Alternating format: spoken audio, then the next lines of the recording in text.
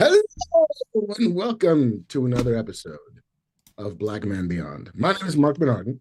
I'm here with the good and wonderful and knowledgeable JC Reifenberg. Hey man, Here we are. We're doing it. we're doing it. Kevin, as you can imagine, as if you are in any way a fan of Mr. Smith, know that he has not just gone to Washington, but he's gone all over the country. Excuse me, I'm going to do that for a while tonight. But yes, he's still on tour with Dogma. The Resurrection Tour is keeping him alive. And maybe we'll get him back at the top of June. Unclear. But the man is out shaking his moneymaker to continue to preach the good word of Dogma to the peoples. But in his wake, business goes on. The nerd world keeps spinning. Good shit keeps coming out. And we're going to talk about some of this good shit today. One of which is a little bit late. We're going to get into Thunderbolts, asterisk, / New Avengers, spoiler, that now seems to be 2 weeks old. We're going to talk about a couple of trailers. We're going to talk about the Ironheart trailer. We're going to talk about the Superman trailer. And then we're going to hit Andor. The great, big, beautiful, bouncy ball of fucking Andor. Because Jesus. Like, what? Yeah, I got a lot to say and not a lot to say at the exact same time about Andor. Excellent. I look forward to diving deep with the lore keeper himself, Reifenberg, the producer of the Pod of Rebellion. Yes, who knows a little something about the War of Stars.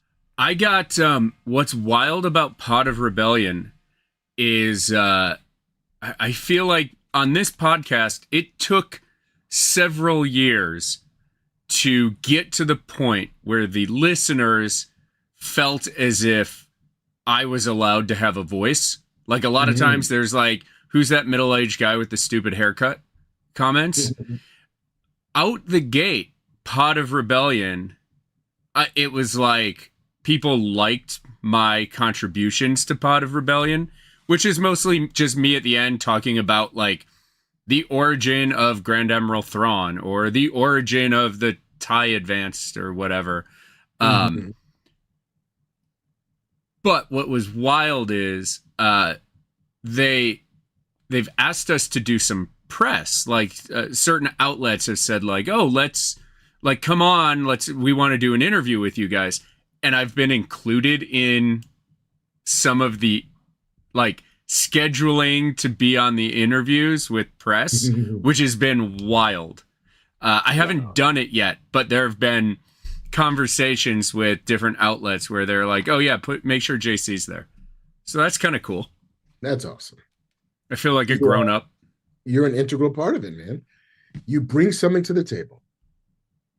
And they want to see that at every table now on. Suck it up, Buttercup. Yeah. If you want some old Star Wars Legends lore, you've come to the right place. He's your guy. You want to go deep on the Gorman massacre, or I mean, I do. Or the origin of the planet Mimbin? Sure, let's do it. I mean, I want all these things. Yes, I'm a little bit under the weather. I'm not sure where I got it. I was at a convention about a week and a half ago in Canada. Excuse me. Don't think I caught it there.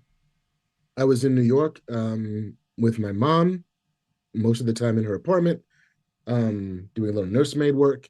Don't think I caught it there. Because if I had, I would have been sicker faster. And also, she would have been sick too, and she's not. So I'm pretty sure that I caught her on the flight back to Los Angeles. And now the flowers are blooming, as they say. The everybody I know has gotten sick. I am probably 5 days behind you. And I think part of it may be the wild weather, which was like it was like 60, and then on Saturday it was 100, and Sunday it was 95, and then Monday it was 60. Yep. And you're like, oh, thank you, weather, for ruining the weekend. I appreciate that. And I think everybody got sick. Yeah. I mean, I'd always heard that like temperature doesn't make you sick, germs make you sick. I'm like, yeah, I don't care. When it's winter, I'm more colds than when it's summer. And when it fluctuates wildly, I get sick. So I'm gonna blame the weatherman slash woman for my illness. Yeah, yeah. Um, and how are you doing, man? How's tricks at the bar? How's life? Th- How's two children treating you? things are good. Two kids is a lot of kids. Two kids is definitely more than double one kid, if that makes any sense. Which Yeah. it only makes sense to people who have two kids. Um, Bar is all right. We had a big May the 4th, which was fun. Excellent. I think it was our eighth one. After 8 May the 4th, I think I finally figured out how to conquer that day without having any disasters, which is pretty cool. Excellent. As long as it's better than your average day on Gorm. Yeah. And I think, which I think the next time we do Fat Man Beyond, I'll have a announcement to make regarding Ye Old Scum and Villainy Cantina Tavern.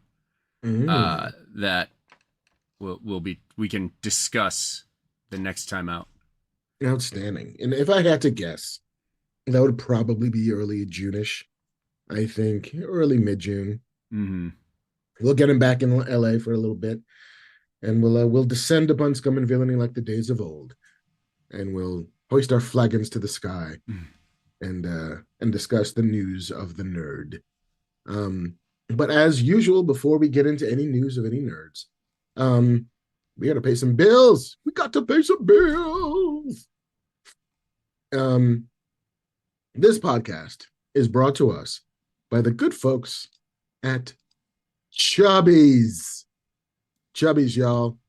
If you're not paying attention, whether you're getting dressed for your workday, workout, or a weekend getaway, Chubbies has you covered.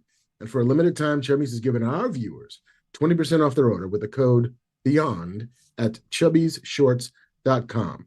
That's code BEYOND at CHUBBIESSHORTS.com. Please support our show and tell them we sent you. Don't blend in with the crowd. Stand out with the Chubbies. You guys, this is a public service announcement from your thighs. They've been trapped in your pants and ignored all winter long.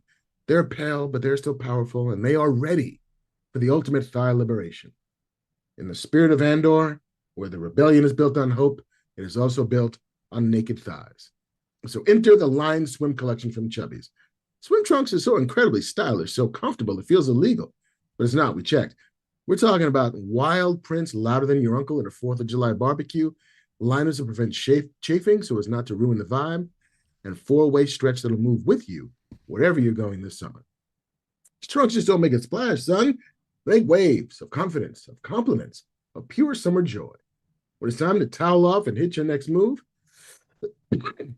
throw on the Chubbies Everywhere shorts, built for all your summer adventures with no restrictions and zero responsibilities. So use the code BEYOND for 20% off at chubbyshorts.com. Let the thighs out, man. Let the good times roll. You go, man. Tell me about some Chubbies. I was just gonna say, Jen and I are not traveling this 4th of July, which we always do because we have an infant who cannot get a measles vaccine.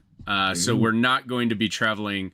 Typically, we travel back east for 4th of July. We're going to be here. We were talking about having a big party at our house, and Chubbies would be a perfect sponsor for our party also, because we're going to have the pool out. We're going to have the sprinklers going for the kids, and I'm sure it's going to be blazing hot. So Chubbies is, I feel like, the uniform for summer. Hell yeah, man. You can experience unmatched comfort and style with Chubbies' iconic original stretch shorts. You can pair those shorts with Chubbies' lineup of performance polos, and now you're cooking with gas, son. And this wouldn't be a true ad read if we didn't mention Chubbies' classic line swim collection. Without hyperbole, the absolute top of the men's swimwear game. So whether you're squeezing out as many beach days as possible before next winter, or swimming laps at the gym, they're ultra vibrant trunks built with a quick drying 4-way stretch fabric are the best damn swim trunks humankind has ever created. Oh, whether you're getting dressed for your workday, workout, or weekend getaway, Chubbies has you covered. For the limited time, Chubbies is giving our viewers 20% off the order with our code BEYOND at chubbyshorts.com. That's the code BEYOND at chubbyshorts.com. Support our show and tell them we sent you. Don't blend in with the crowd. Stand out with Chubbies. I read an article the other day about how frozen pizza is an indicator on the economy and what people are going through. So Really? frozen pizza sales go through the roof when the economy is slowing down, and everybody's out looking for a deal. 20% off seems like a good deal to me. Not bad, and especially if you're getting a lot of frozen pizza, get a couple sizes. Yeah. Make your wardrobe as elastic as a Chubby short. All right, what should we hit first? What should we hit first? Should we hit some trailers first and then get into the meat? Yeah, let's hit the trailers. I have not seen Thunderbolts yet. Stealing away for 2.5+ hours is difficult, but I watched some trailers. Hey, excellent. Let's hit Ironheart first. This is the sort of long gestating adaptation of the Ironheart comic books by Brian Michael Bendis, who created Riri Williams not as a replacement for Iron Man, because in the Marvel comic book universe at the time, they were both alive. Nobody had died sacrificing themselves for the greater good. So it was way more of a mentor-mentee relationship, much as the way that Tony Stark and Peter Parker kind of palled around. And so the character made her jump from the page to the screen in Black Panther Wakanda Forever. And now she gets her own TV show. This is the first real trailer that we got for it. I think it looks spunky. I think it looks fun. I think it looks, it's a somewhat, I'm not going to say YA because I think she's, excuse me, a college student. And so that could be just like adult, not even young adult. I'm here for fucking tech geniuses. I'm here for, repulsor ray sound effects. I'm not sure how much I'm here for Anthony Ramos in a cape. It does feel a bit as if it's like he stumbled out of an Eyes Wide Shut party and found himself a teenage superhero. But, I like the stuff Ryan Coogler makes. Ryan Coogler has so far not missed. And so I'm willing to give him, I'm not going to say benefit of the doubt, but, show me something, man. I think you got a take on it. Let's have some fun. Is he executive producing it, or is he show running? Or is it kind of the same thing? He's executive producing it. I think it's his company, Proximity, is the production company that's on it. There was I'm not sure where Ironheart fell in the Marvel's transition between head writer and showrunner, because those two things are not entirely interchangeable.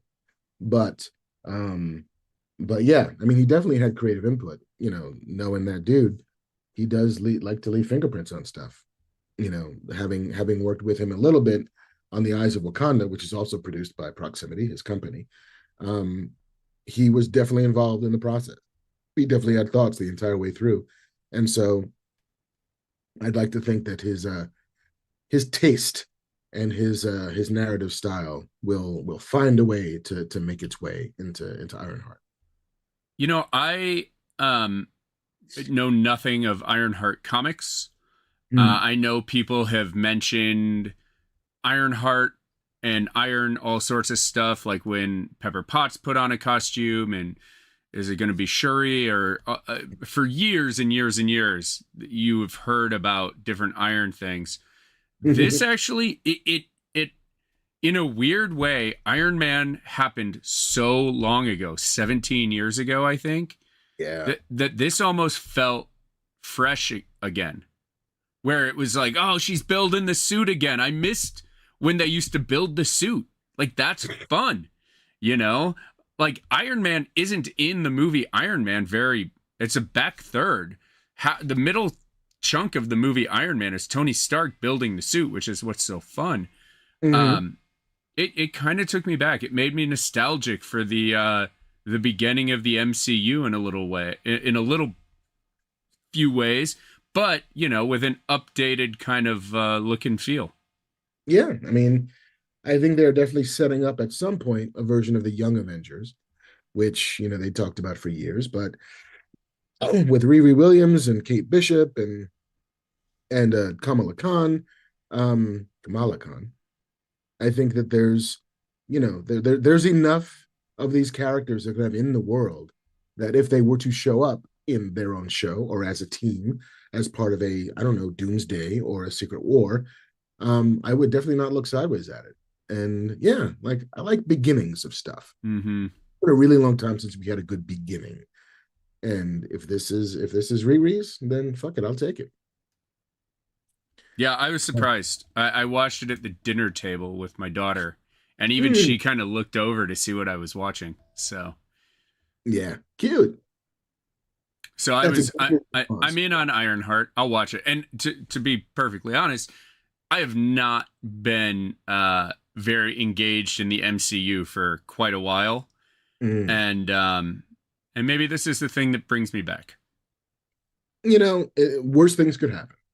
Um, I will say that kind of skipping to another thing, Thunderbolts was also a good kind of palate cleanser, I think, for you have to know a little bit about what's going on in the MCU. You have to kind of know who Ghost or Taskmaster or Red Guardian is. You know, I think that it does a pretty good job of on-ramping people who don't know what the hell is going on or don't remember what's going on. Excuse me. And like it's just fun. It's fun and it does that thing where Marvel finds an actor who's fucking great and just lets them be fucking great. And Florence Pugh is phenomenal. Like she's great in everything. I've never seen a bad Florence Pugh performance. I've seen movies that I didn't love, but not because she was in them.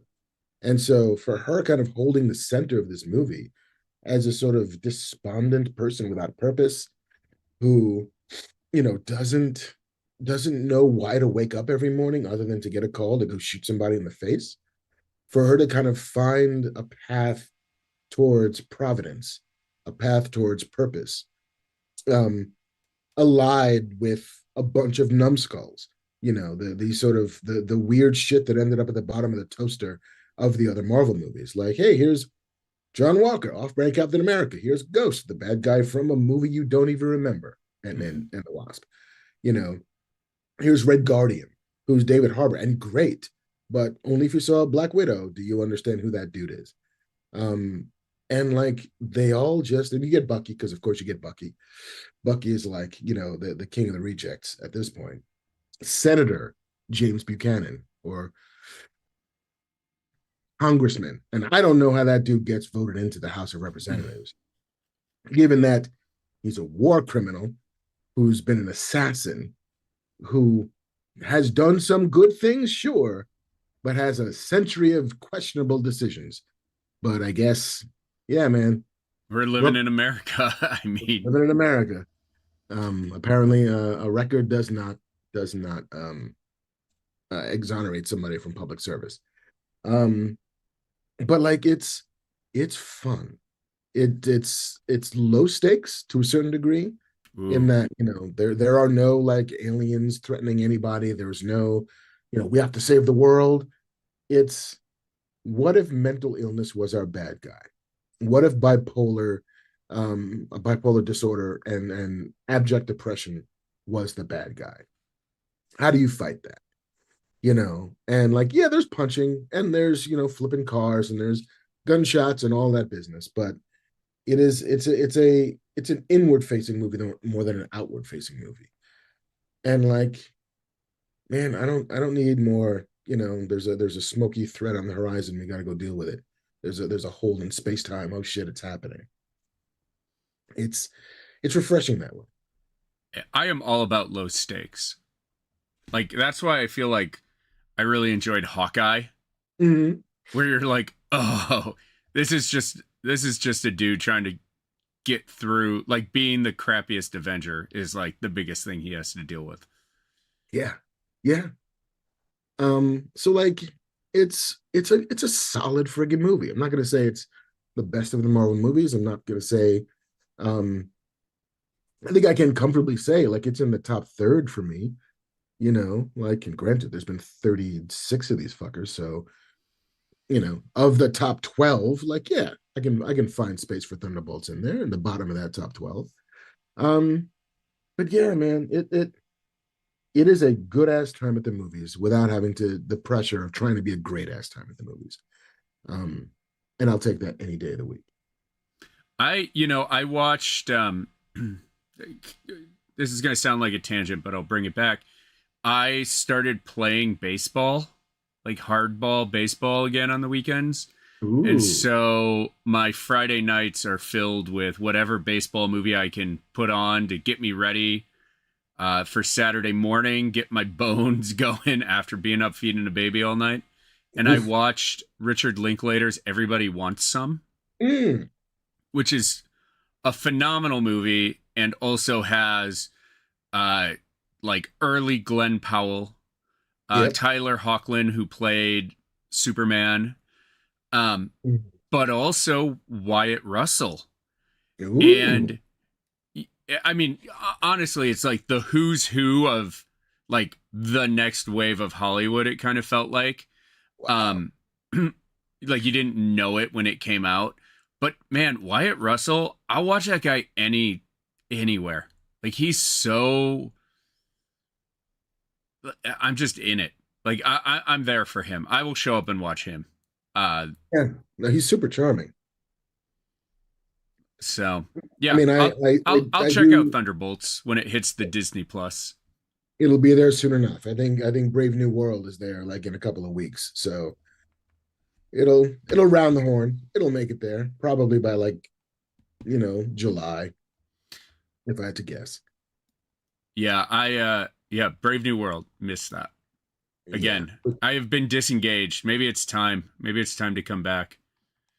You know, um, I'd say you could probably skip Brave New World.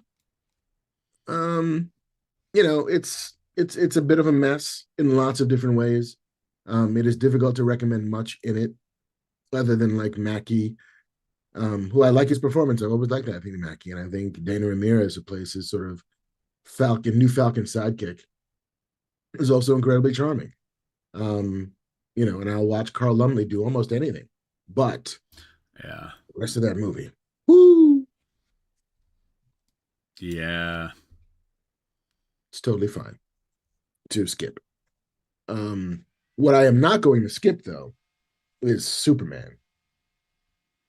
Like I I am still not entirely sure what this movie is about, which is good. I don't want to know at this point what this movie is about. Don't tell me anything. It does look a little busy. There seems to be a lot of people in this movie doing a lot of different things, but what sold me was the scene where Lois is going to conduct an interview with Superman, clearly knowing who Superman is. Clearly, there's a relationship there, and Clark is like, "Yeah, I'll take this. Let's do it. I'll be Superman. You be a journalist." And there is such snap to that scene. There is such bounce to it, like the way she goes at him, and he seems to have forgotten that she's won a Pulitzer Prize, and as defensive as he gets, and how like it's great. Did you notice that his voice changes when he Yeah, starts answering questions? That was the part that got me, where I was yeah. like, "Oh, he did the thing." Like Christopher Reeve did that. I don't remember any of the other Supermans doing it as effectively. Mm-hmm. Um, and when he did that, I was like, "Oh," and then I was like, Very, "Man, Superman, you're pretty aggro in this." yeah, very defensive Superman. It was like the world just doesn't understand what I have to do. Um, but yeah, it's that part of it is heartening because that's at the end of the day, when a Superman movie works, it's because Lois and Clark work. Um, and if you have like a decent villain, and Nicholas Hoult seems to be pretty friggin' great as Lex Luthor. Excuse me. Um, and so like, yeah, there's a lot of things happening in there. There's there's Lex, and there seems to be some lanterns. There's Hawk Girl, and there's the engineer, and then there's big googly eyes in space, and then there's Mr. Terrific, and then there's. There seems to be a lot happening in this movie. But if the core of it is still that relationship, then and it's as deep and fun and playful as that is, you have my attention, Mr. Gunn. You have my attention. What got me more Mm, than anything is the title treatment. I yeah, was like, oh, there you go. you You're did it. just you're just going to visually bait that line to the point that I can't resist. Because that Mhm. title treatment is like the updated version of Superman 2, the opening titles, which was just, I was like, all right, well, I'll be there opening night. Yeah, I mean, I think it is. It's one of the few to get me to pony up for opening night. I haven't been an opening night guy in a long time, so I look forward to getting back on that horse with a theater full of nerds in Hollywood, California. Yeah, I gotta hope that James Gunn can uh, wrangle the crowd of superheroes. I mean, maybe they all just show up for like the last 6 minutes, so the whole movie isn't conflated. Maybe it's like they show up to, I don't know, but like you got to trust James Gunn at this point. It's like Coogler, right? You've got to just jump in and be like, look, you haven't let me drown yet. Yeah, let's go make it to shore. Let's go have a good time while we're at it. And so, yeah, I mean, I think that James Gunn loves this stuff, and that's kind of the person you want to be making this stuff. Not that they're making fan films, not that they're making, their own versions of a thing they loved when they were kids, except they remember the passion that one has for something when they're 9. And can you find a way to let that sustain you when you are in a 5-year production process? From writing to prep to pre-pro to shoot to editing to scoring, like that's a siege. And the only thing that lets you make it through that siege is love. And seems that dude loves Superman. And so power to him. Yeah, there's I heard a thing John Bon Jovi said at one point, which is you grow up listening to a certain type of music. And at a certain point, you've heard that music so much that you start looking at what inspired the bands you love. And then you Mm-hmm. fall in love with the bands that inspired the bands you love. And I feel like I hope that James Gunn has gone back to the Superman that inspired the Richard Donner, the Christopher Reeves Superman, and is building from that, Mm-hmm. and not just doing the next version of Superman Returns or, you know, uh, look, Star Wars Episode 7 took Star Wars and built from that, where I feel like what you should have done is gone back to Kurosawa and Buck Rogers and those things and built a new building off of that foundation to get there. And I'm hoping that's where we're at with Superman.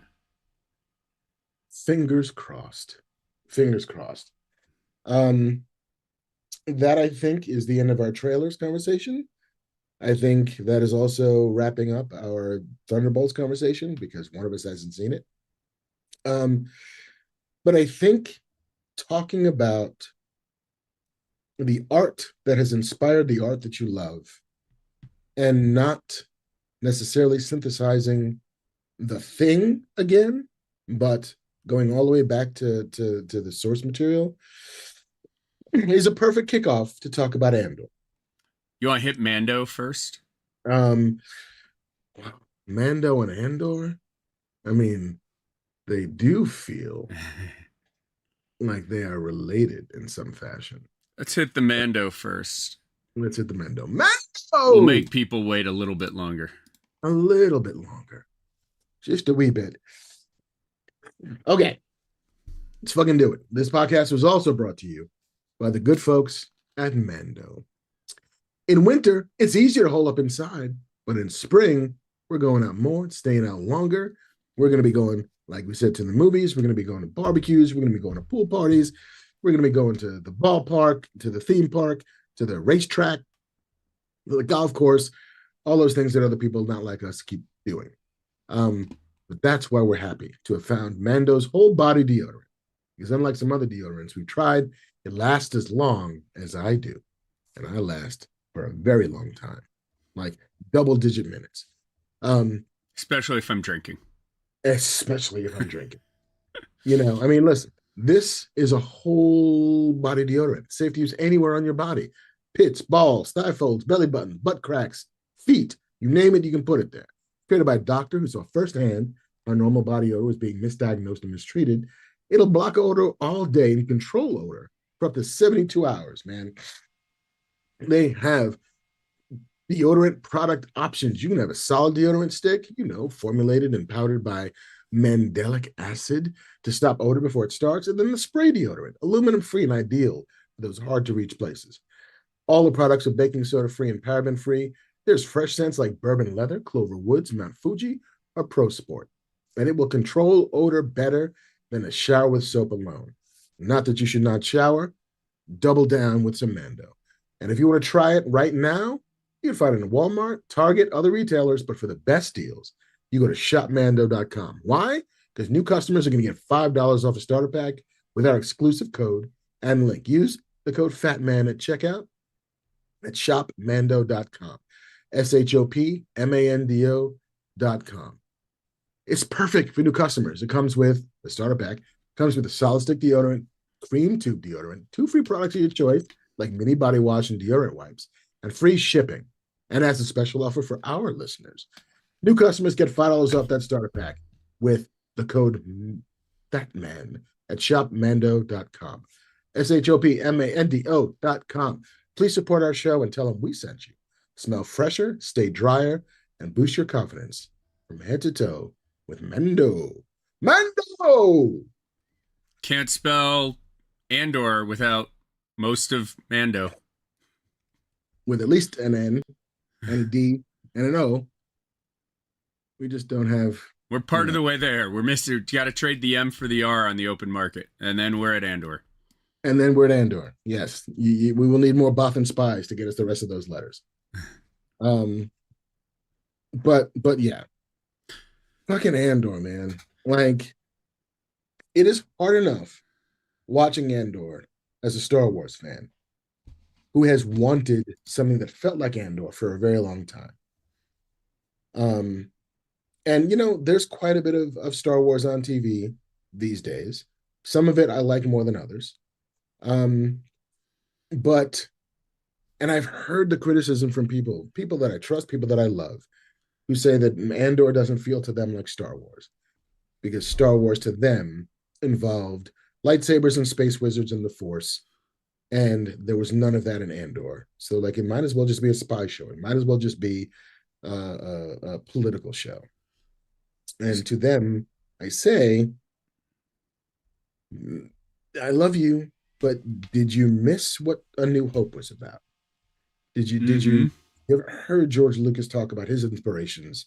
Not just the Buck Rogers and Flash Gordon serials from back in the day, but also the American intervention in Vietnam, and also the fall of empire, and also that, America was the bad guy, and the empire represents America, and the Rebel Alliance represents the North Vietnamese. Like, it was always political. It was always about, the struggle of the underdog versus a heartless, thoughtless, unfeeling empire. And that is what Andor's about. I was going to say the exact same thing. People who are focused on brown hooded space wizards and lightsabers, you like that's half of Star Wars. Like, did you all forgot that half the scenes in the Death Star are a bunch of bureaucrats sitting around a table talking about the Imperial Senate and things like that? Like, you forgot all that because you're like, yeah, Star Wars, Return of the Jedi, and Mace Windu gets thrown out a window. The taxation of trade routes is how episode 1 begins. You know, like Star Wars was always a spy movie. Like, it was always that. And that's half of it. So like you've gotten to explore the Jedi and the space wizard thing in every other Star Wars thing since Return of the Jedi.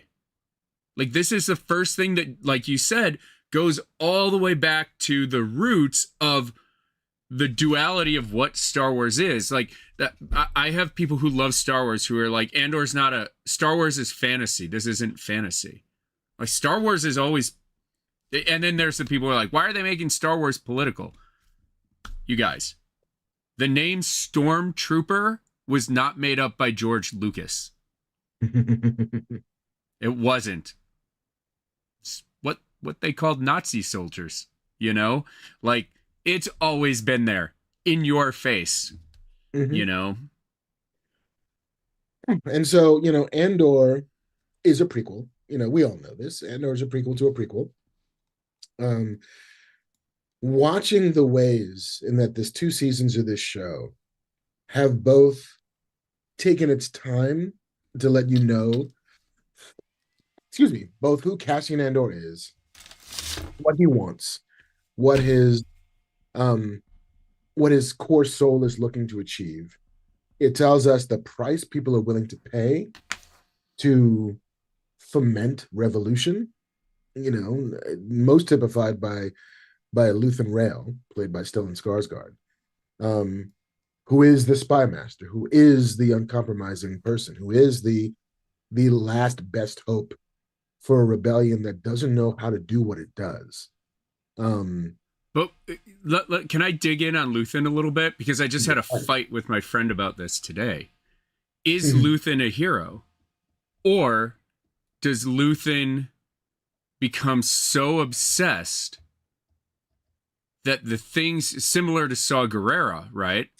That the things that he is doing is now putting the thing that he worked so hard to build in peril, right? Because he's still on an island and everybody else has come together. And the consensus is that we need to come together to defeat this evil. And Luthen's still out there. Like,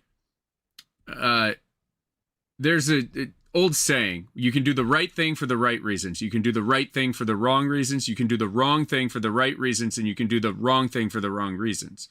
And Luthen is, you do the wrong thing for the right reasons every step of the way. But at what point does Luthen become Darth Vader? Does Luthen become Anakin Skywalker? He's like, well, I had to kill a bunch of kids to get to do what I thought was right, to save the Republic, you know? I think that they did such a great job of making all of these characters so nuanced, with like, Luthen's a hero until he's not a hero, but then even at the end, you get that great scene where Mon Mothma is like, he's gonna blow this for us. And Andor's like, yeah, but you still got to respect the fact that he got us here. Oh, it's so good. It's so good. Yeah, Luthen is a little bit like the guy, the small-time restaurateur who's like, I make this food, I make it by hand, I make it just for a select number of customers. And they've loved this food for the last 15 or 20 years, and then some giant conglomerate wants to move in and franchise his food. And he's like, but I still want to make it myself. I still want to crush the tomatoes. I still want to harvest the yeast. I want to make it the way I've made it. It's like, bruv, we're not doing that anymore. We've moved on. We've automated it. We've franchised it. we've taken all of the personality out of it, but we've sold it to lots and lots of people. How do you reckon with that? How do you put aside your desire to still be integral to the thing you did when it doesn't need you anymore? It's an analogy for being a parent to a certain degree, which is Mm. this kid needed me for the first 18 years of its life. I made a bunch of mistakes. I made a bunch of bad decisions, but I think I made some good ones. The kid can walk and talk and wipe its own ass and do everything it needs to do, but now it doesn't need me anymore. And how do I let it go? And can I let it go? And, the only way that Luthen can find his way to do that is ultimately to just push too hard. Can I also say, which it just stuck out, it was so brilliant. I'm gonna print it and put it on my wall. There's a shot of Luthen after he shoots Lonnie, Mm-hmm. where he's walking down the steps. Did that register with you? He's walking Mm-hmm. down the steps, and it is like the prettiest shot I've ever seen in Star Wars. It's like all of the great architectural photos you've ever seen, and it's also like completely off-putting at the same time. Yeah. I mean, I love that so much of Andor was practical. I mean, like, yeah, there's some green screen shit. A lot of those backgrounds are invented in a computer, but like, they went to Spain and found the building that is the Senate. Like, they went to London and found these old kind of concrete, sort of brutalist architecture to make the underbelly of Coruscant. Like, they went places and shot them, and so when you see scenes like that, it's all the more powerful because they're in a place. Mm-hmm. They're in It a place that's is so good. The only thing here, I'll be critical of one thing in Andor.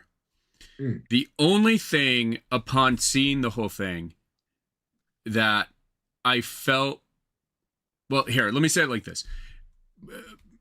Jen has not seen season 1 or season 2 of Andor. I'm going to force her to rewatch it with me. She's like, "What's it about, though? Like, what's the plot?" Andor basically doesn't really have a plot. It's not a plot-driven show.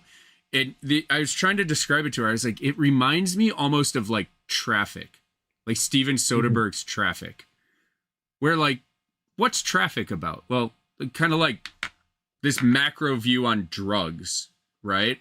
Where I feel like Andor is kind of this like macro view on rebellion, right? Like there are episodes that he's not in, essentially, right? Especially in this season, there's a lot that he's not in. And I lost where I was going. I mean, I think that Tony Gilroy has described it as, especially season two, was we made 4 2-hour movies, and complete with like a time jump between each of those. So they're 4 3-episode things. Each of those 3 episodes is about 40 minutes long. You put them all together, you got a movie, and so they do connect kind of thematically, but they do not connect plot wise. And so yeah, like what's season two about? Oh well, it's about the French resistance. It's about a speech. It's about escape. It's about a tiny heist. It's about weird fucking Hatfields and McCoys. It's about a lot of things, all of which are unified by what does it cost to fight back? Mm-hmm. What's the price of revolution? Who pays it? Who wants to cash in on it? Who sacrifices themselves to it? You know, and some of it's fun, some of it's not. Like Andor stealing a TIE fighter, ton of fun. You know, the we're going to show you what life is like on Gorman, which feels very much like Paris. And on the waning days of independence. Just as the Nazis move in. Right down to like cafe society and like fine art and excellent clothing and what do we make here? We make fabrics, the best in the universe. Why are there so many imperial agents around? Like, well, there's just more than there used to be. But it'll be Mm-hmm. fine. It'll be fine. You know, They're speaking a language that sounds like French, but totally isn't French, but maybe it's French. I don't know.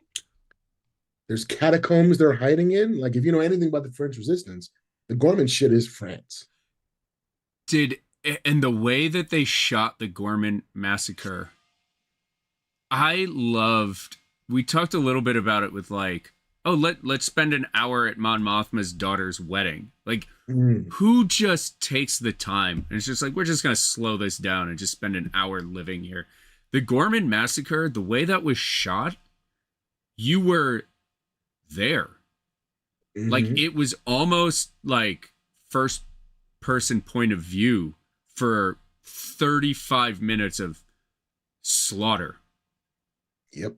It was it like, I came in and Jen was like, how was your show? And I was like, I don't want to say it was good. Like, it was excellently done, but I feel terrible watching it. You know, it's like it's like All Quiet on the Western Front, or like a horrible war movie that you just witnessed. It was yeah, that whole thing. Do you know the background on Gorman Massacre? It's I like don't. so Gorman Massacre was first written about in 1990 in the Rebel Alliance source book for the West End Games role-playing game. And it just referenced between Bail Organa and Mon Mothma. And then Mon Mothma gave a speech, and that speech is supposed to be one of the things that rallies all the different rebel cells to join the cause. And I think there was, you know, something called the Delegation of 2000, that a bunch of senators who came together, this whole thing. And then they revisit it in Star Wars Rebels, the cartoon, and Mon Mothma gives a speech there. And so, you know, it's so interesting that for so much of Star Wars, and we've talked about this, is like, hey, remember this thing? Remember this thing? From back then, like, it's a nostalgia hit. Like, they found a way to take like such deep cut Easter eggs and make them like poignant and like updated, and but still like people like me who read that when I was like 11 feel seen without having it like, you didn't need to know that to watch the show. But like someone like me who has the background, I'm like, oh my God, they're doing it. Oh my God, when is Mon Mothma going to give her speech? Are they going to do Mon Mothma's speech? You know? And then I believe in the Star Wars Legends, after the speech, the Imperial Navy sends a fleet of Star Destroyers to Chandrila and levels it. The whole planet from space. Which I was like, are they going to do that? They didn't do that. They didn't do that. I mean, I did want, like, I kept wondering when both Luthen and Bail Organa tell Mon Mothma, you got to give this speech, but then the minute it's over, you need to leave and never come back. So I'm like, ooh, we're gonna get a little bit on how you cauterize a life. Like, how do you up and go? Like, what's the prep? What's the goodbyes? What's the mechanics for just leaving an old life behind that you've been in for what's got to be like 25 years, that you have deep connections to, and that you have a husband who, like, yeah, might be an asshole, but at some point you loved him. You have a daughter who will you ever get to see again? Who knows? But the time jumps do kind of completely gloss over. And also you were a rich person for your entire life, and now you're like eating, you know, K rations in a hangar with a bowl cut. Like, what's that adjustment like? You know, but again, you can only tell but so many stories. And the, you know, Mon Mothma overboard version of like, I was rich and now I'm broke. The other thing that was great about that is when Andor shoots her driver. And you can tell she is the person who's pushed the button that's killed 1,000 people, but she's never witnessed a murder in real life. Yeah. And you can see you can see in real time how that changed her. You can see in real time how she went from the Mon Mothma of Andor season 1 and 2 up to that point. In the last episode, she's getting beat up by all those other people in charge. Like she is that she understands what it means to take a life. After that scene, everything changes for her. It's so, they did so well. The other thing that stuck out to me is, for the better part of 30 years, stormtroopers have been a joke. Oh, they can't shoot, like miss their aim is, they miss the toilet when they go pee type of jokes. This made stormtroopers scary. And then what you did is, with Cyril's character, you're like, this guy is vile. And then right at the end, you humanize Cyril. He has spent his entire life, he's given up everything searching for Andor, and Andor's like, who are you? Yeah. And then he gets fucked over by his girlfriend, and he realizes that, and then he's killed. Then you're like, Dedra is the worst. And then you spend some time with Dedra, and you see how she ends up, and Krennic comes in and down on her skull and erases her and shows how worthless she is. And you're like, oh my God, I thought Dedra was the worst person in the galaxy. Krennic's way worse than she is. And then you put on Rogue One, and Krennic goes to complain to Darth Vader. And Darth Vader is like, you are a gnat. You do not even deserve to be on Mustafar. And then you get Darth Vader at the end of Rogue One, and you're like, how did you just make stormtroopers who were scary, and you just made everybody worse? Like, in these little scenes, you made, step by step, whoever you thought was the worst person, you were like, nope, this is the worst person. Yeah.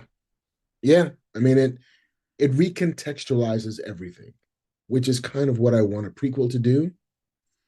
Can I tell you the theory that I had going into the film? Because I was concerned. Concern is maybe the wrong word, but I was like, okay, we have dots to connect between Andor and Rogue One.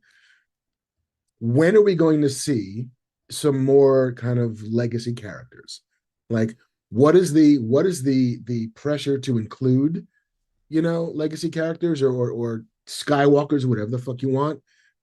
What is the resistance to that? Like, and I remember, I think we talked about it. The Luke Skywalker in the Mandalorian season 2 finale is both a great moment and then the moment that I kind of tapped out on Mandalorian. Because I was like, oh, this is great. This is a story that does not need to connect to anything else. It's on rails. It is its own thing. And the minute Luke Skywalker shows up, oh, now it's not its own thing anymore. And now we have Jedis and Mandalorians and all of this stuff that now feels like lore that previously was just flavor, but is now the meat. And so I was like, how are we going to do that in a way on Andor that makes it feel both respectful and fan servicey, but smart and buys us more fidelity towards it? And then I was like, oh, what if Leia, who her relationship with Luthen was fascinating to me. It's like there were times in which she was his assistant, and then there were times in which she was kind of his conscience, his guardrails, she had real steel in the relationship with him. I was like, what if Leia the whole time has been Leia? What if Leia, she learned statecraft from her father, she learned how to be, a leader, she learned all of that stuff from Bail, But from Luthen, she learned how to be the leader of an insurgency. She learned how to do fucking spycraft. She learned how to decode messages. She learned how to do the necessary shit you needed to do to run a rebellion. I buy that as like the woman who then is going to be the prime mover of the rebellion. And I was like, I don't want to see Leia just in episode 12 of Andor, but if you told me she'd been here since season 1 and you just revealed her as that's who she actually was, I was like, here for that. They didn't do it, and I understand the reasons why, because they just wanted to bond her and Luthen together a little bit more. So Luthen as both surrogate father and the person who destroyed her world, that's pretty good. I Yeah. like that. I got into I watched Andor with a handful of friends because for me, I had a moment when Revenge of the Sith came out where I kind of felt like I had to say goodbye to Star Wars, because at that point, Clone Wars hadn't been announced. We didn't think there was going to be anything else. So watching Revenge of the Sith for me was a little bittersweet. And I felt that way a little bit about Andor ending, where it's like, oh, okay, the stuff that's coming next is like, it's going to be like mid-level MCU style stuff, right? We're looking at like the Ant-Man 2s and like Age of Ultron level MCU stuff on the horizon here. I'm sorry. I'm sure Mando and Grogu is going to be very fun, but it's going to have less to say in 2 hours than Andor did in 20 minutes. It just is. It's going to be popcorn, fun, schlock. Hopefully Ahsoka 2 can right the ship and there's some fun stuff in there. But like really, it's not going to be what it is. So I had this like, I was like, oh my God, I've got to do something for Andor. So I had people come over and watch it every night. We watched all 3 episodes every night. We'd pause it after each one, talk about it for 5 minutes, and then go to the next. And one of my friends was really upset that Galen Erso didn't show up in the show. And I was like, but if you turn on, like, you don't need to meet Galen Erso in this show, because Galen Erso, like, his story doesn't involve any of this. And people are going to be like, it's about the Death Star. It does. But the show's about rebellion. Galen Erso's story is told from beginning to end in Rogue One. So watch episode 12 of Andor, put on Rogue One. The first thing you see is Krennic land and introduce Galen Erso to the world. You already know who Krennic is now. You know he's a bad guy. He introduces Galen as this guy. You get Galen's whole story in Rogue One. Don't drop him in. Don't just peacock him into Andor and screw up for the sake of being like, look, we got the actor back. Like, right. Don't do it. You don't need it. It didn't need it. It didn't need any of it. It was perfect. Yeah, except for the only thing I didn't like was that weird thing at the end of season 3 or episode 3, where it was like you mentioned, like the Hatfields and McCoys fighting over 100-yard stretch of Yavin 4. I was like, what is this? Why are we spending an hour here?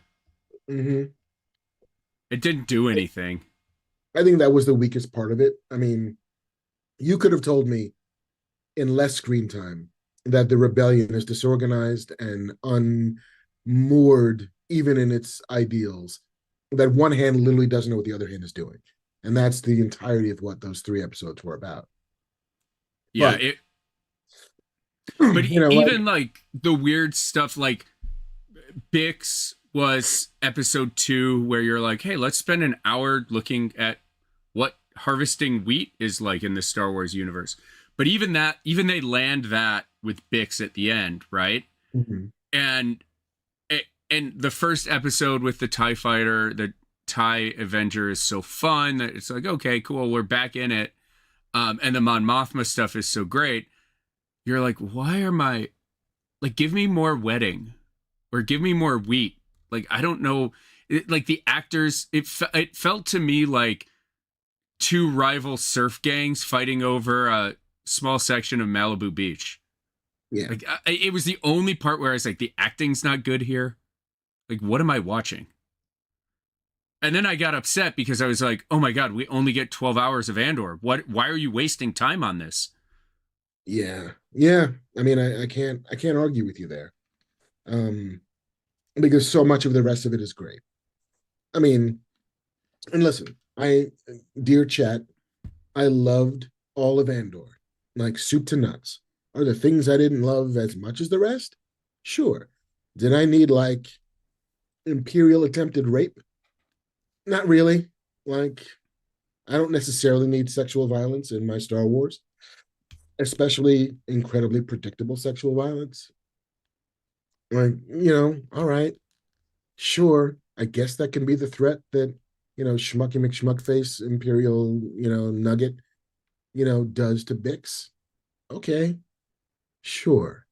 But do I need that? Not really. Not really. Um, I did love that Willman, I suppose named after Bo Willman, who was one of the writers on the show. Um, his Achilles heel is he keeps falling in love. This fucking guy, every place he goes, like, I'm gonna fall in love with this farm girl, I'm gonna fall in love with this French resistance fighter, I'm gonna fall in love, I'm gonna fall in love, and then finally it's going to like bite me in the ass.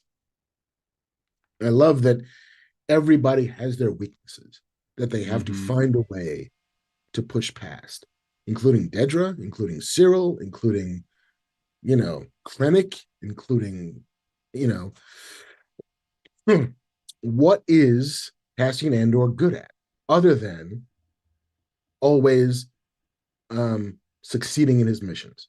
Not the best pilot, not the best shot, not the best anything really, other than he never lets you down, which is his only real superpower. Even though he's not as much of a believer as Luthen is, he's not as much of a warrior as Guerrera is. He's not as much of an idealist as Mon Mothma is. But for whatever reason, that dude will never not come through for you. And I just found that fascinating. Mm-hmm. Um, yeah, Did, like it's a did show that has a lot on its mind. did you did you see the end coming? Sorry, turn it off now if you haven't seen episode 12. I'm Yeah. gonna say it.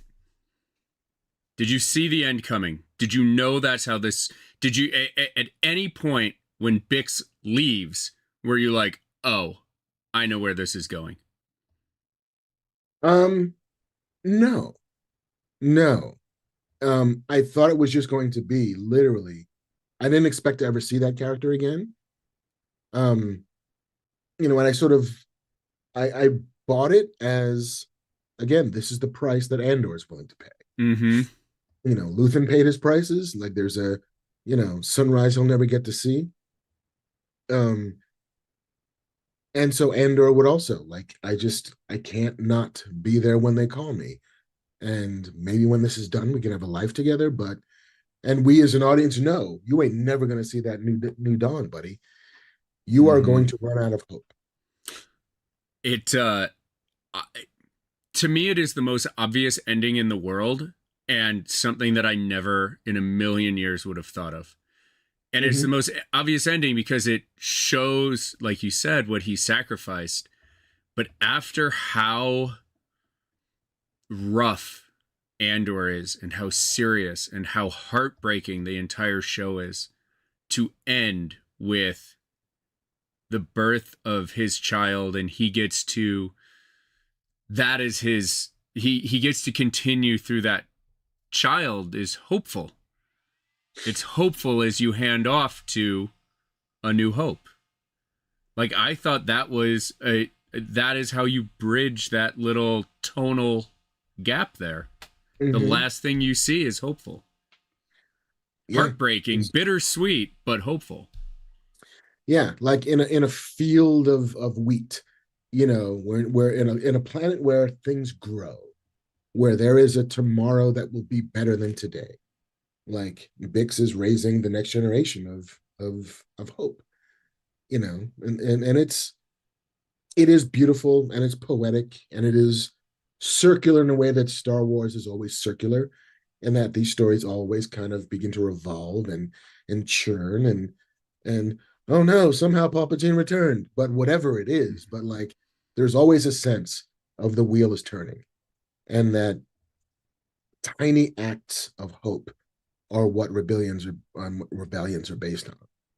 And like there is a tiny act of hope on this planet somewhere.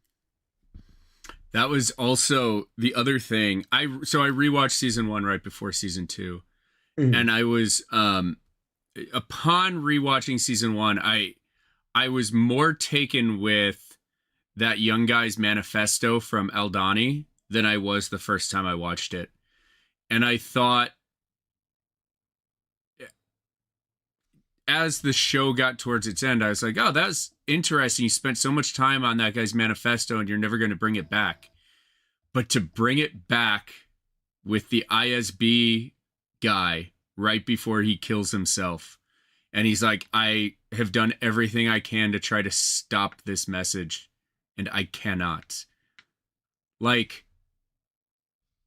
it was perfect. Like, I hope that Tony Gilroy thought of that 6 years ago when that Aldani scene was written, because it was so great. It was so great. Yeah, it's you know, I think a lot of times TV writing, especially, long form serialized work, is just you're building a house that has nothing but rooms, and some of these rooms you'll go into, some of them you won't. But along the way, just realizing like, oh shit, we left in that room. We left a fucking speech that we can do some stuff with. Like we left ourselves presents along the way. Some of which will open and represent to an audience, some of which will just kind of fade and it'll be fine.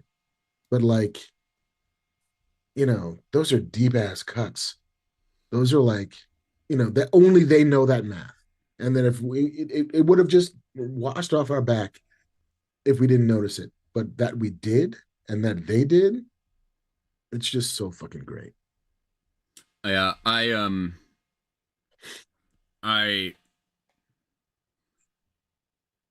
I mourn the ending of Andor.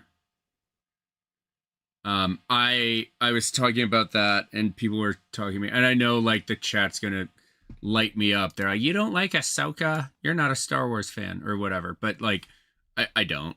I don't. I mean, I do a Star Wars Rebels rewatch podcast. Ahsoka is basically season 5 of Rebels, but not done as well. Um, so like, I just hope it doesn't take another 20 years to get the next poignant story like Andor out of Star Wars. I hope it wins. I hope Genevieve O'Reilly wins an Academy or Emmy for her performance. Mm-hmm. I hope it gets nominated and wins Best Drama Series so that it is impossible to ignore what Star Wars with some meat on the bone can do. Yeah, and Star Wars that exists outside of the whatever you want to call it, the core mythos, the Skywalker saga, that you could just tell, as we've been asking for eons, a story on the fringes, a story just about people in this universe. Granted, it's also about people in this universe that eventually will have to do with the Death Star and with all that shit. Like it does find a way to be about the main story of this universe, and yet it has so much more in its mind. It has so much more animating it. I was listening to an interview with Tony Gilroy, and he was just talking about like yeah, like when it came down to it, suddenly all of the reading that I had done for the last 30 years about, the Russian Revolution and the Roman Revolution and the Haitian Revolution and the things that people like, Napoleon Bonaparte and Toussaint Louverture and all of these revolutionaries over the course of modern history. I got to put in a TV show. Like I got to find uses for all of this information that I've been obsessed with for the last 40 years. Like I don't know if we're going to see it again. I mean, I don't know if there's the willingness to take a big ass swing, the willingness to let somebody like Tony Gilroy, just have at it, the willingness to kind of get out of his way, um, and just let him, find his path. And again, he was still in the Star Wars, in the I'm not gonna say the offices, but he has talked about, talking to Pablo Hidalgo about like, you know, tell me, story master, keeper of lore, what's this do? How about this? What will give us this?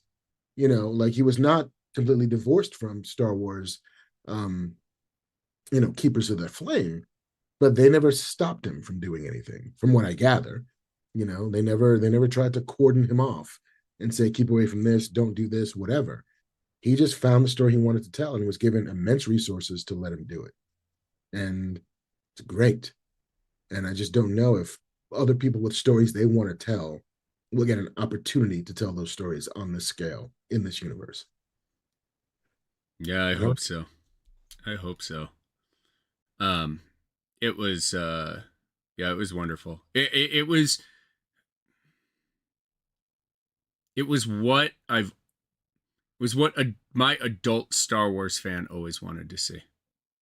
Like Yeah. it's the Star Wars that grew up with us, Yeah. And that's not to say like I love Skeleton Crew too. Star Wars Skeleton Crew is the Star Wars that I played with my action figures, you know. Mm-hmm. Um I'll share the other thing that I went to the Andor season 1 or season 2 premiere, Mm-hmm. and my friend who went had an opportunity to speak, not interview whatever, but just speak to some of the cast and creators, and spoke to Genevieve O'Reilly. That's the actress name, right? I'm not Yeah. screwing that up. And said, "Oh, I just love what you've done with Mon Mothma." And she goes, "It's so rare that as a woman you are able to play somebody in power whose weapon is their voice and not a gun or their sexuality or fill in the blank. It Mon Mothma's weapon is her voice, and she knows how to wield it. And it was the greatest thing in the world to be able to play that character. Which I thought, again, if that's what she sees in the script pages that she's getting, of course she crushed it. Yeah. Yeah. And it didn't occur to me until very late in the game that by and large, Andor as drama is driven by like 4 or 5 female characters. Mon Mothma, Daedra, who's your sort of big bad for real, Bix, Claire, and to a lesser degree, Vel. Mm-hmm. Um, and almost all of the drama kind of revolves on what these 5 women want and what they're willing to do to get it. And Andor kind of Cassian comes into that story, like Luthen comes into that story. Um, and pushes and counsels and disappoints and all of these things. But it is just kind of phenomenal that like that the material was there to attract the talent that knocked it out of the park and to tell a story that, frankly, we probably never should have gotten. Yeah. We Yeah. don't deserve Star Wars as good. What's interesting about Genevieve O'Reilly is she was cast in initially episode 3 in a non-speaking role. because she looked like the lady who played Mon Mothma enough. Yeah. So what, like, how crazy is that? That you end up, you just pluck this person basically out of central casting, right, for this role, based on a headshot, and Yeah. then 20 years later, she gets to be like, I'm more than that, you know. Hmm. Oh, it was awesome. Just bravo Um, to everybody in that show. yeah. I mean, it's hard to say enough good things about it. Um, yes, and I realize that my desire for Leia to have been Clea does run counter to my desire and my appreciation for it not cleaving too closely to sort of Star Wars canon. But I don't care. You know, the heart wants what it wants. I'm glad I didn't get what I wanted, to a certain degree, but I still kind of wanted it. That's okay. Yeah. Yeah. I mean, I wanted to see them. I mean, my version of that in a way is like, I wanted to see the Empire like just demolish Chandrila to like Mm, scratch that itch from 1991. But I almost think the shot of Mothma's shitty husband with the new girl was yeah. better. Yeah. And it's so much, it says so much more. It's like, oh, if you're rich, it doesn't matter who's in power. Your day is Hmm. the same. That dude's life, that dude's life when the emperor dies is going to be exactly the same, except it'll probably be like the third or fourth woman by that point. Yeah. You know, he'll find another planet that has, you know, whatever. He'll go to the fucking gambling planet from Force Awakens. Mm-hmm. He'll just move in there and live a life of luxury, drinking himself to a not so early grave. Yeah. Oh my gosh. Yeah. I my last bit on Andor, which isn't even about Andor, and I think I've said it on the show before, um, was that oh my gosh, wait. Christina B in chat said that was his daughter's mother-in-law, which makes it even Yeah. more vile. In it though, like he just swapped a woman. Yeah. Um the the show that I still really want to see is the not related to anything show of the days before Mon Mothma's speech in all the different rebel cells. So Mm. like give me 45 minutes of O'Shea Jackson Jr. from Obi-Wan. Give me 45 minutes of Hera Syndulla and the Ghost crew. Seeing that, what are they doing before? How does seeing her speech in the Senate change their minds and make them say, yes, we're going to Yavin? Mm.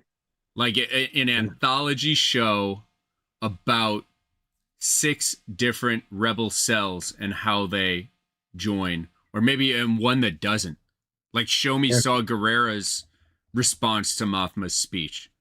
What does he do? Go out and kill a bunch of Imperials because he's mad? You know? Mm. That's the show I want to see follow Andor. I'd watch it for sure.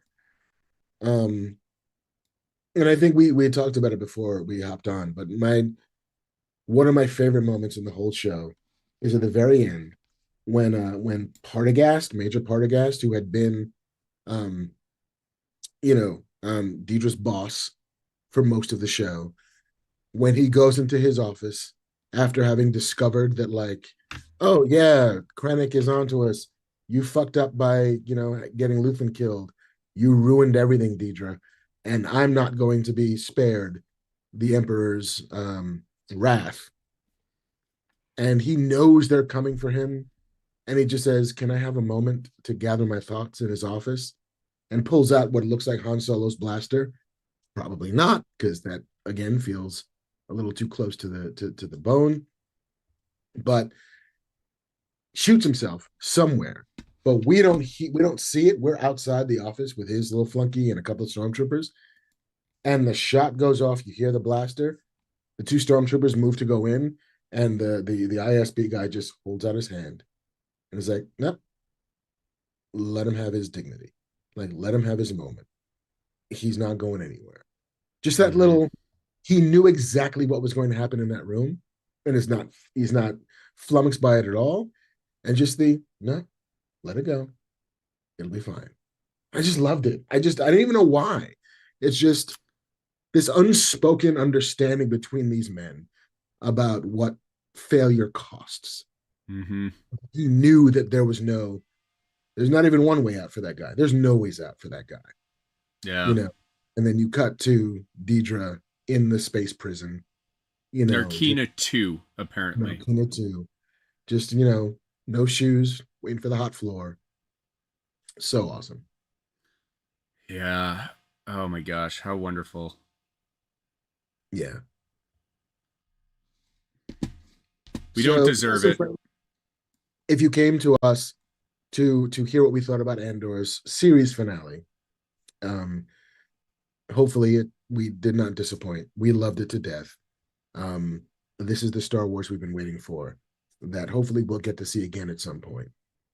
There's not going to be a season 3 because that's what Rogue One is. Rogue One is the Mm-hmm. season 3 of the Andor show, and it does not end well um, for our hero.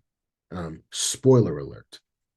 But yeah, like I was in love with season 1. I was in love with season 2.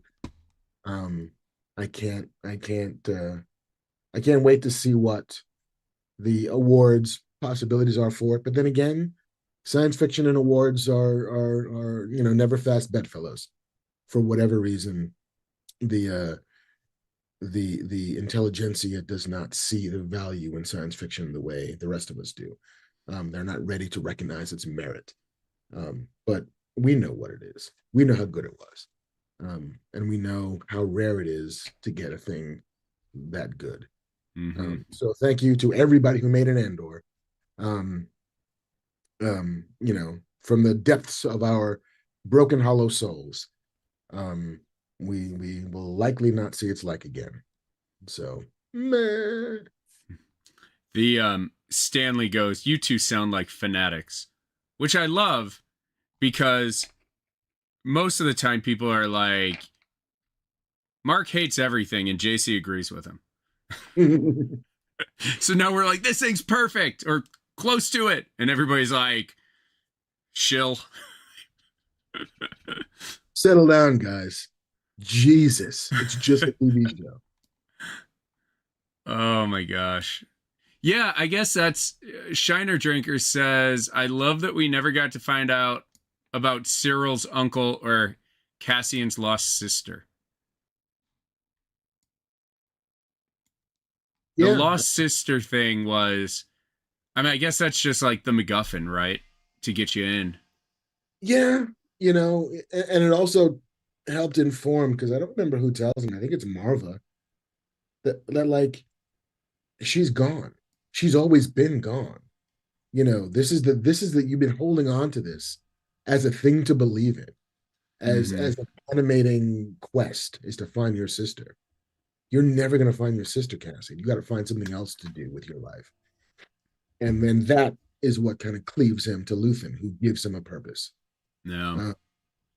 Uh, I thought for a second they were also going to play that Clea was his long lost sister, but again, it becomes like the smallest universe in the world if that would have been the case.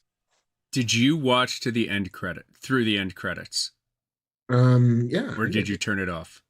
Did you notice they play Andor music and then they play the throne room from A Mm. New Hope over the last bit of credits of Andor? No, that's gorgeous. Like it comes completely out of nowhere. And there's something about it. Like whoever in like that mix session was like, what if we just cut right here and we put John Williams in to like get Mhm. us in to the next thing. And again, it pops up when it's like, you know, previs by third floor. Like it pops in at the very end. So you really have to watch like 6 minutes of credits to see it, to hear it.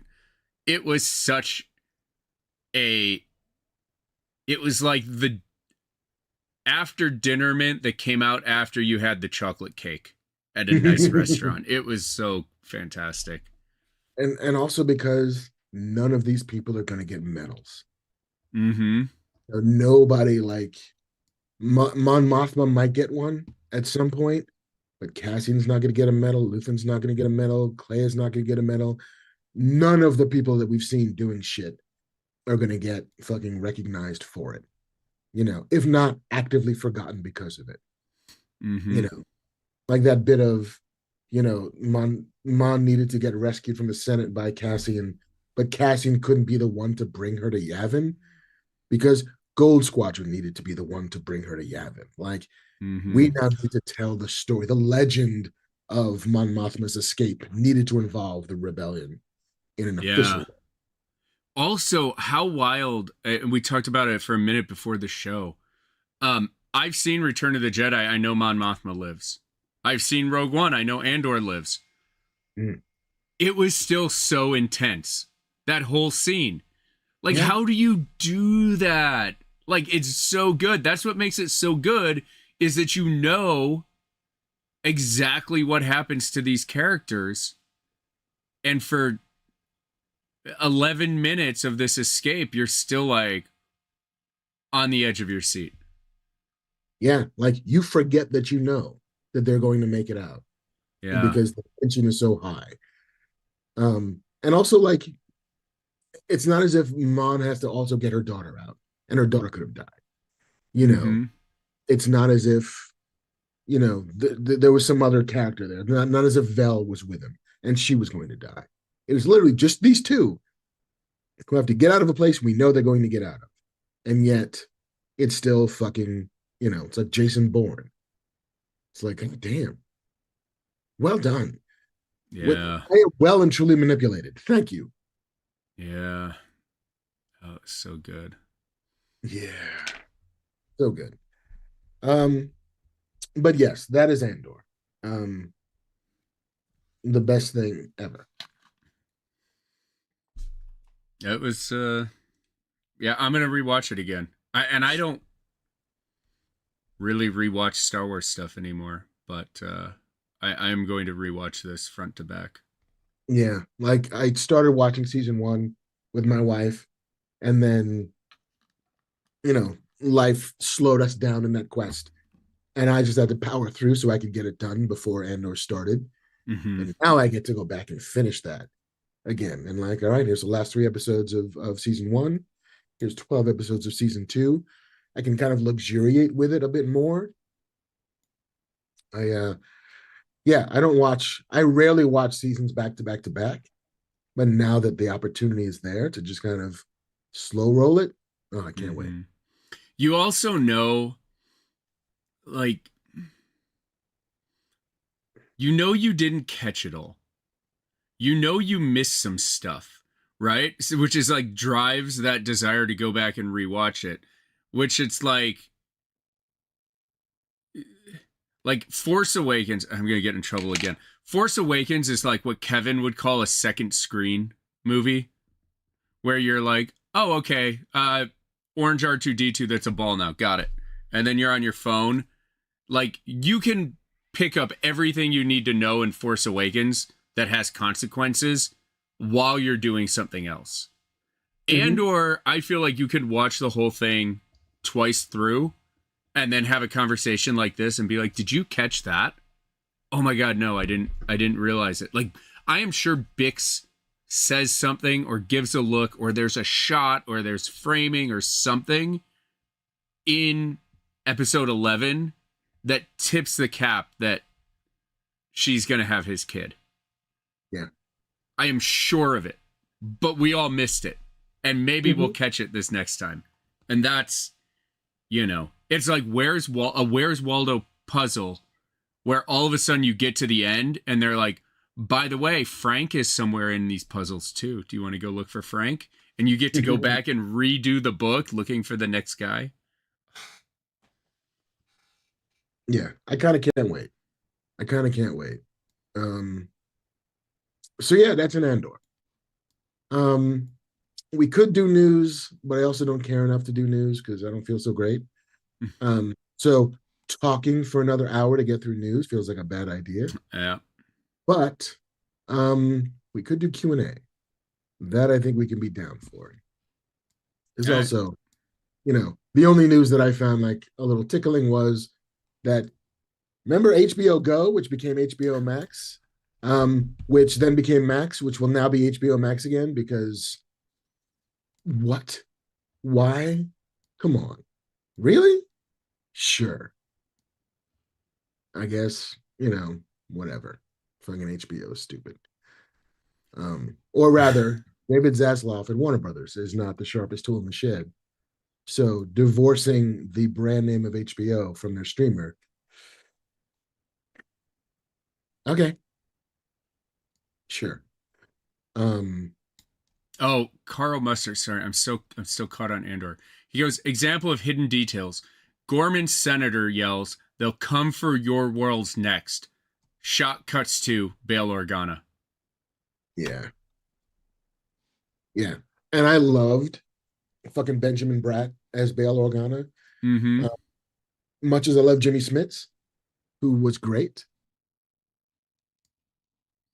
Fucking Yep. Benjamin Bratt, like there's this like hawkishness to him. There's this like severity to him that like in every scene that he's in, and he's not in a ton of them.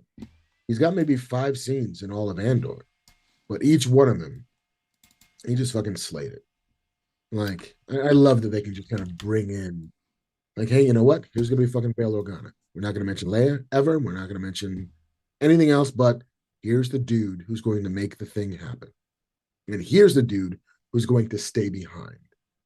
Even though we also didn't get that episode of what it's like to be left behind in Coruscant when you know that you're the guy who let Mon Mothma give that speech, Yeah. who then somehow escapes and makes it to Yavin. That is all story that like the pockets between those year jumps. There's nothing but awesome story in there that we'll never get to see. And like I appreciate it, but I do still kind of want it. Yeah. I You know that mean, there's like almost no expanded universe books or anything out about Andor, like any of this stuff either. Because I was just like, oh, I need more. I'm gonna go buy books. There's like nothing. There's yeah. like a couple comic books around Rogue One, but I mean, um, it's I suppose at this point now, it's kind of there. I'm not gonna say for the taking, but if Marvel ever decides they want to do the missing Cassian Andor years, like they now have a bunch of runway yeah, playground that they can play in. Whether or not Tony Gilroy is interested in it at all, whether or not he'll sit with writers and explain what he thought was going on at that time, it is fertile ground. Um, so yeah, like that shit is awesome and fascinating. Um, so yeah. Do we have any good cues to A, my friend? they're coming in. I can answer one real quick for Cassie Banks, who asked, "Was Bale on his planet Alderaan when the Death Star destroyed it?" Yes, he was. There's a line in A New Hope Jan Dodonna says to Leia that says, "Oh, thank goodness! When we heard about Alderaan, we feared the worst." Um, so yes, Bale was on Alderaan. I think he also mentions in Rogue One that he's going back to Right. Alderaan. Uh, there. Um, somebody said, let's see. If Andor is a spy thriller in Star Wars, what's another genre mashup you would like to see in the universe? I feel Hmm. like we've answered this one a bunch, but might as well do it again. Yeah, I mean, you have your you have your action. I mean, so much of of Star Wars feels like action. You know, I wouldn't mind honestly Conclave in the Star Wars universe, which is like who gets to be the new Yoda, you know, Mm. or whatever. How does Yoda get chosen to lead the Jedi Order? How does that work? Who, what's the internal politics? What's the, it's the mature adult kind of um pot boiler, for lack of a better word, that does not have to have lightsaber battles or whatever, but it's just literally here's the inner workings of this universe. It has massive ramifications on the rest of the world, but it's a thing we've never gotten underneath of and inside of. And so, like, yeah, I'd watch something like that. Um, you know, spy thrillers. I'm not going to say are easy because Andor, the fucking degree of difficulty in making Andor work is astonishing. And awe-inspiring and actually, frankly, depressing that like they pulled it off, and it's a difficult thing to live in the world alongside as a TV writer. It's like, God damn it. All right, shit. Now I gotta make a TV show while they made that TV show. Why am I even bothering? Um, you know, Star Wars, I guess it's at its core is also kind of a romance, but if you told me there was like Bridgerton and Star Wars together, like, all right, cool. Lots of parties, lots of teenage love, lots of backstabbing, all in the um intense pursuit of both prominence and power and love. Sure, here for that. Um, Somebody in chat mentioned a horror movie, which there is. I believe if you read the Empire Strikes Back novelization, and it was supposed to be in Empire Strikes Back, and you see some of it. But if you were to do, like, let's say it's before the main cast arrives on Hoth, right? So, uh, Han and Leia are in Ord Mantell, right? And it's the Mhm. guys who are establishing the base on Hoth, and you get the Wampa attack. But it's done Mm, like Jaws. yeah. I would kill to see that. It ties directly into lore that we all know, that you know what ends up happening here. I think that would be killer. Oh, that's awesome. Yeah. Like, and I don't know if I need more zombie shit, but I know there was was it Death Troopers, I Yeah, they think. did It's that like in Star Wars. Ahsoka a little bit, slightly. Yeah. Yeah. But like, similar to the Wampa, like if there's a version of you scrolling back that story a little bit and like telling that, what does a fucking Star Destroyer filled with zombie stormtroopers feel like? Um, that's kind of cool. That's kind of cool. But yeah, yeah, yeah. I mean, I think Star Wars as a container can hold lots of different kinds of things. Um, and I would like to see them kind of explore that a little bit more. Um, let's say Eli Vasquez, thoughts on the use of the Force in the show. Was Andor motivated by the Force or just someone that was ushered by the Force? I mean, from my reading of it, Andor was a skeptic at best, if not completely agnostic about there being a force, um, and about the role that the force played in anybody's life. Like he actively resisted going to a force healer unless, until the force brought them all together. But and even in Rogue One, his perspective on the force is, at best hands off. Um, Even no matter how much Chirrut kept saying things like, I'm one with the force and the force is with me, it doesn't seem like Cassian agreed with that or chimed in with that or harmonized with that. Um, and I do appreciate that, like, you can not believe in the Force and still do good things in that universe. Mm-hmm. I think that's actually an incredibly important message. You don't need to be a believer to believe. Yeah, I mean, to me, at this point in the Star Wars galaxy, you don't want to be associated with the Force at all. It's almost like being Jewish in Nazi Germany, right? Like, Hmm. you change your last name, you pretend it doesn't happen because you will be removed, you will be disappeared. And I don't I think that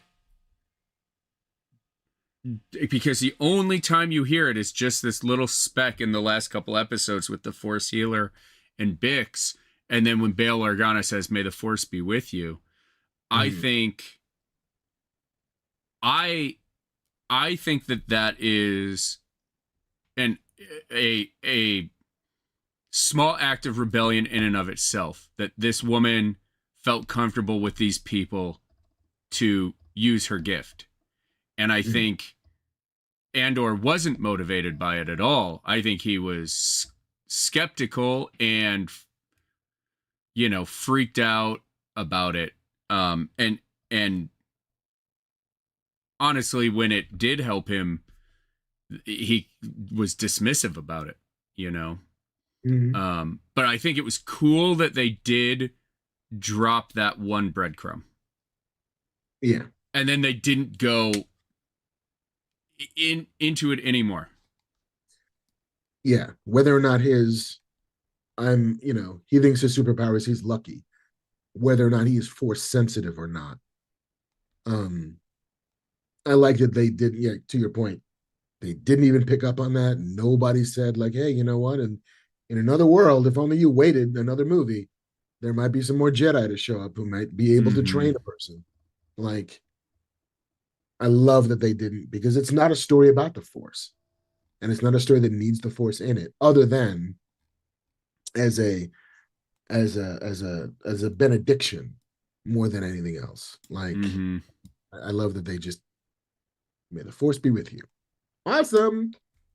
Also, like, one of the things in Last Jedi that was kind of interesting, the one thing, is the idea of paper in Star Wars. Hmm. There's no paper in Star Wars. George did that purposefully because when something is written down on paper, it is much harder to change than if it is only digital. Hmm. And so when people are like, oh, everybody's forgotten about the Jedi, it's because the person in control can change the history books. They can change the star maps. They can change all of it with a few keystrokes. So 20 years, like, there are people in this world who don't believe certain things that we know to be true, that there's evidence to be true, that were written down, that there are people who are alive that talk about it, and they are told, yeah, that's not what it was. So in Star Wars, when there's no paper, everything has been scrubbed from the HoloNet and recordings and all of that. Yeah, like 20, yeah, no, the Jedi were a cult, They were a cult. They didn't have magic powers. Like that's, I mean, could happen here. Not too difficult, with some Yeah. Wikipedia editing. I mean, it's happening here. The great tragedy of the last 20 years has been the near eradication of objective truth. I You know, mean, I'm not going back east because the measles are back this 4th of July. So, yeah. you know. um, but yeah, I didn't know that about Star Wars, and it is fascinating. Um, like, even when standing next to Darth Vader, people don't believe in Jedi. Yeah, You your know, sad devotion to that ancient religion has not helped you conjure up the stolen data tapes or given you yeah, clairvoyance enough to find the rebels' hidden base. Yeah, like motherfucker, he's right there. Maybe don't say that shit in front of, the dark pope of the galaxy. But okay, whatever. Um, all right. Do we have one more? Some Let's see. Um, let's do this one. Tyler Hall, what are you and Mark most looking forward to seeing over the summer? What's the next event, film, or show? hmm. Um, well, I tell you, I cannot wait for fucking Mission Impossible, the final reckoning. I I am always here for Tom Cruise running as fast as he can to wherever he needs to go, and I'm sure there was a car he could have caught. Um, I'm looking forward to Ballerina from the world of John Wick, just because I love John Wick. I love that universe. Um, and I love it, completely mindful of the fact that I don't like a couple of those movies. But I do still kind of fucking love it. Um, Fantastic Four, excuse me. First Steps, can't wait to see. I'm super eager to see what's happening, um, how they are introducing Marvel's first family into the universe. Superman, we talked about, cannot wait for that. Um, and I think things start to get a little shakier. We start getting into August, the doldrums of August. Um, but the thing that like it kind of snuck up on me. I don't even know why I'm surprised at this, but highest to lowest, which is Spike Lee's remake of Akira Kurosawa's High Life, starring Denzel Washington. If you've never seen the original, no, so I'm sorry, it's High and Low, not High Life. Um, if you've never seen the original, it's fucking fascinating. It is Toshiro Mifune, the great samurai swordsman of Yojimbo and Seven Samurai, as a business guy, just wearing a fucking suit, who thinks his son has been kidnapped. And it turns out that the kidnappers got the son of a domestic aide who lives in his house. And so the Mm, moral quandary is, do I now pay the ransom for the son of my son's best friend, the son of my best friend, but he's not my blood? So how do I negotiate this? How does this simple mistake ripple throughout my household? Excuse me. Um, and it is this sort of mature fucking drama that, it is easy, as people who only know Akira Kurosawa and Toshiro Mifune from those movies. Akira Kurosawa made a lot of different kind of shit and was a master at all of it. And so Spike Lee has made a lot of different kind of shit and is a master of all of it. So to watch Spike and Denzel, who haven't worked together in a good long while, kind of reunite for this, um, I'm really excited about that. Um, yeah, yeah. And I think that might be the last thing of the summer. Oh, Nobody too, because I like the original Nobody.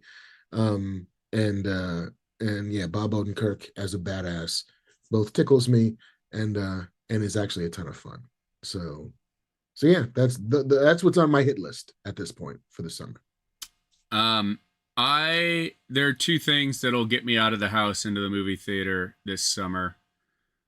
One of them being Superman, which we talked about, but I Mhm. think, uh, look, if you take a film history class, they talk about one of the big reasons that Star Wars was so successful is it was a breath of fresh air along with Rocky at the Mhm. end of the 70s, which were dominated by movies like Taxi Driver, where morally ambiguous, bad people win, good bad things happen to good people. And I think there's a world where the new Superman movie can be that breath of fresh air for today, Mm. if it's done correctly. Um, and I think the other thing, just because I want to hear Nine Inch Nails in Dolby Atmos cinema pounding through my body is Tron Ares. I share your curiosity about Tron Ares. I don't if it's a 2-hour music video, I think it'll be enough to justify the cost of the ticket. I mean, Tron in the real world. Okay. All right. Show me fucking light cycles slicing bridges and cop cars in half. Show me a version of Tron I've never seen before. Yeah. And, here we go. Let's do it. Let's all go to the movies. Yeah, that's it. That's it. And I think that is kind of the end of a somehow both abbreviated and still 2-hour long episode of Black Man Beyond. It seems like we can't fucking there's no easy way out. There's not even one way out. We're just always going to be in it to win it. I mean, I think if we had hated Andor, like the show would have been 20 minutes, but that's true. Somehow we did talk about Andor for like an hour. Which, and I think we will still keep talking about Andor in weeks to come, especially when we get Kev back, because I can't wait to hear what he thinks about it. So yeah, everybody, listen, thank you so much for enduring my gravelly coffee voice. Thank you, but still thank you for hanging out for a couple hours. Thanks for shooting the shit with us. Thanks to the good folks at Chubbies and Mando for continuing to give us some sponsorial love.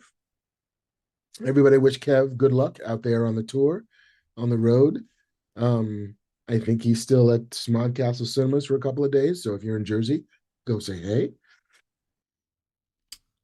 If you want to hear me talk about Andor more, the Hall of Justice podcast dropped today, in which I talk about Andor for an hour on that, if you want more Andor talk.